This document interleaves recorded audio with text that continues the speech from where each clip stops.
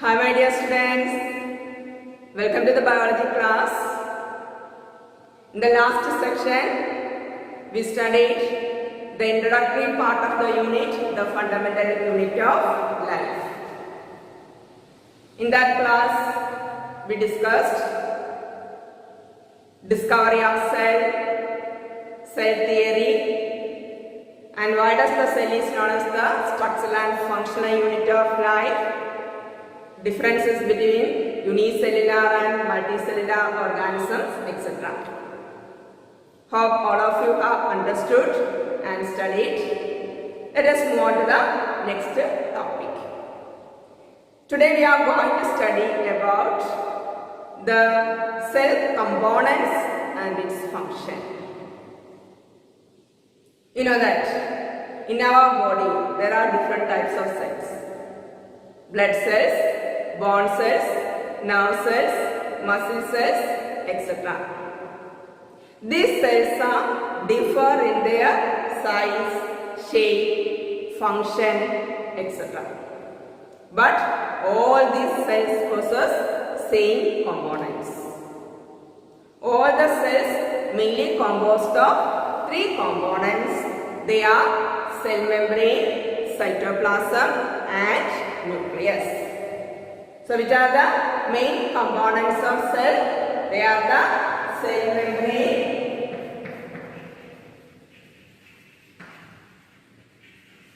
cytoplasm, and nucleus. So all the cells that occurs inside the cell are carried out by these three components. So we can study in details. First we can study about cell membrane. Cell membrane also have another one name. This is also known as plasma membrane. Cell membrane is also known as plasma membrane. What is cell membrane? You know that the cell is externally covered by one layer that is known as cell membrane. So in the case of animal cell, cell membrane is the outermost covering of animal cell, that is the cell membrane. You know, in the case of plant cell, externally it is covered by another one layer, that is the cell wall, and into the cell wall only the cell membrane. So we cannot say that cell membrane is the outermost covering of all types of cells. It is the outermost covering of animal cell.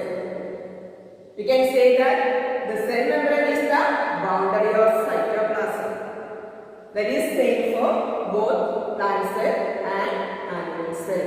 It is the boundary of cytoplasm. Inside the cell membrane, the cytoplasm, fluid part of the cell, and in the center only the nucleus. So cell membrane is the outermost covering of animal cell, or it is the boundary of cytoplasm of all types of cell. Then what is its function?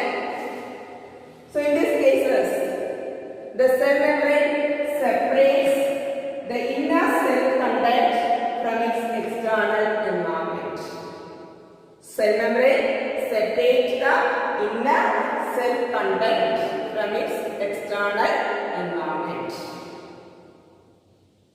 Since it is the outer layer, different substances are passed through this cell membrane. So cell membrane allows the transport of different materials into the cell and out of the cell. So almost all substances are exchanged through this cell membrane. But cell membrane have one nature. It does not allow the movement of all types of substances. It is selectively permit. It selectively permits the movement of substances. So cell membrane permits the movement of only selected substances, but it prevents the movement of some other substances. So cell membrane is also known as selectively permeable membrane. So why does cell membrane is known as selectively permeable membrane? Cell membrane allows the entry and exit of some type of materials. At the same time, it prevents the movement of some other materials. To selectively permit the movement of substances. So that is known as the selectively permeable. Selectively permeable membrane. Understood all of you? Why does the cell membrane is known as selectively permeable membrane? It allows the entry and exit of some materials in and out of the cell. But at the same time, it prevents the movement of some other materials. So the cell membrane is known as selectively permeable membrane. So now we have studied cell membrane allows the transport of materials. Which are the materials need to transport through this cell membrane? We know that for the existence of all living cells, it requires oxygen, water, glucose, etc. So all these substances are exchanged through this cell membrane. So for the existence mainly the cell requires oxygen.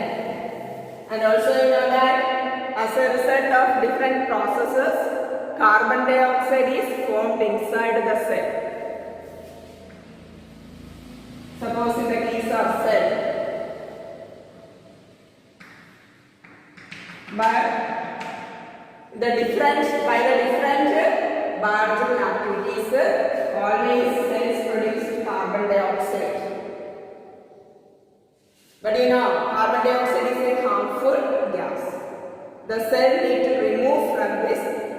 Cell need to remove the carbon dioxide from the cell. But the cell requires oxygen. So it will absorb oxygen from its external environment. So all these substances move into the cell and out of the cell by a simple process known as diffusion. By means of diffusion process, the exchange of gases, water, etc. occurs in the case of cell. So what is meant by diffusion? Diffusion is the spontaneous movement of any type of substances. Spontaneous movement of any substances from the area of its high concentration to the area of low concentration. Concentration കൂടിയ സ്ഥലത്ത് നിന്ന് any substance move into the low concentrated area. That movement is known as diffusion. So diffusion is a process of movement of any substances from its high concentrated area to low concentrated area. For example, if you are putting a drop of ink into the glass of water, what will happen? First it drops down, then slowly it is spread into the water. That is the best example for diffusion. The ink molecules move from its high concentrated area to low concentrated area. Likewise, the smell of perfumes very fastly is spread into the air. The perfumes, molecules present in the perfumes spread or move into the other area.